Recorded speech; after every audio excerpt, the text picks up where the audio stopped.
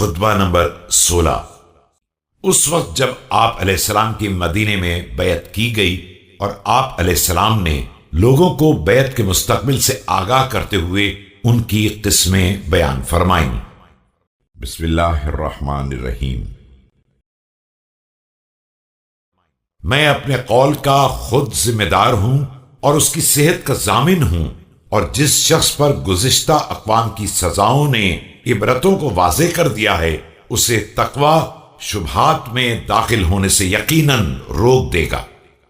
آگاہ ہو جاؤ، آج تمہارے لیے وہ آزمائشی دور پلٹ آیا ہے جو اس وقت تھا جب پروردگار نے اپنے رسول صلی اللہ علیہ وآلہ وسلم کو بھیجا تھا۔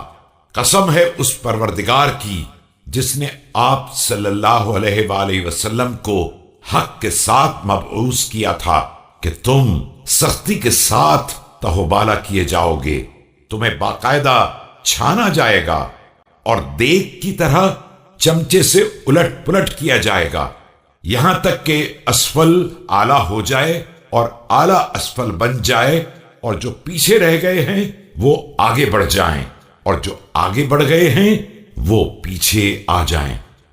خدا گواہ ہے کہ میں نے نہ کسی کلمے کو چھپایا ہے اور نہ کوئی غلط بیانی کی ہے، اور مجھے اس منزل اور اس دن کی پہلے ہی خبر دے دی گئی تھی۔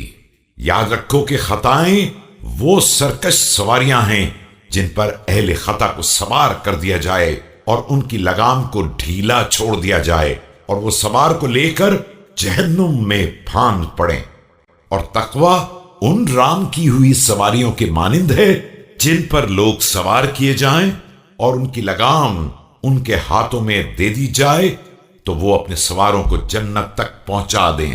دنیا میں حق و باطل دونوں ہیں اور دونوں کے اہل بھی ہیں۔ اب اگر باطل زیادہ ہو گیا ہے تو یہ ہمیشہ سے ہوتا چلا آیا ہے، اور اگر حق کم ہو گیا ہے تو یہ بھی ہوتا رہا ہے اور اس کے خلاف بھی ہو سکتا ہے۔ اگرچہ ایسا کم ہی ہوتا ہے کہ کوئی شے پیچھے ہٹ جانے کے بعد دوبارہ منظر عام پر آ جائے، وہ شخص کسی طرف دیکھنے کی فرصت نہیں رکھتا جس کی نگاہ میں جنت و جہنم کا نقشہ ہو۔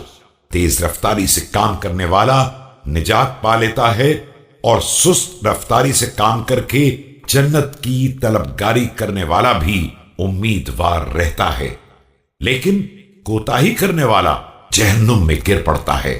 دائیں بائیں گمراہیوں کی منزلیں ہیں اور سیدھا راستہ صرف درمیانی راستہ ہے۔ اسی راستے پر رہ جانے والی کتاب خدا اور نبوت کے آثار ہیں، اور اسی سے شریعت کا نفاذ ہوتا ہے، اور اسی کی طرف عاقبت کی بازگشت ہے۔ غلط ادعا کرنے والا ہلاک ہوا اور افتراء کرنے والا ناکام و نامراد ہوا۔ جس نے حق کے مقابلے میں سر نکالا وہ ہلاک ہو گیا۔ اور انسان کی جہالت کے لیے اتنا ہی کافی ہے کہ اسے اپنی ذات کا بھی عرفان نہ ہو۔ جو بنیاد تقوی پر قائم ہوتی ہے اس میں ہلاکت نہیں ہوتی، اور اس کے ہوتے ہوئے کسی قسم کی کھیتی پیاس سے برباد نہیں ہوتی۔ اب تم اپنے گھروں میں چھپ کر بیٹھ جاؤ اور اپنے باہمی امور کی اصلاح کرو۔ توبہ تمہارے سامنے ہے۔ تعریف کرنے والے کا فرض ہے کہ اپنے رب کی تعریف کرے، اور ملامت کرنے والے کو چاہیے کہ اپنے نفس کی ملامت کرے۔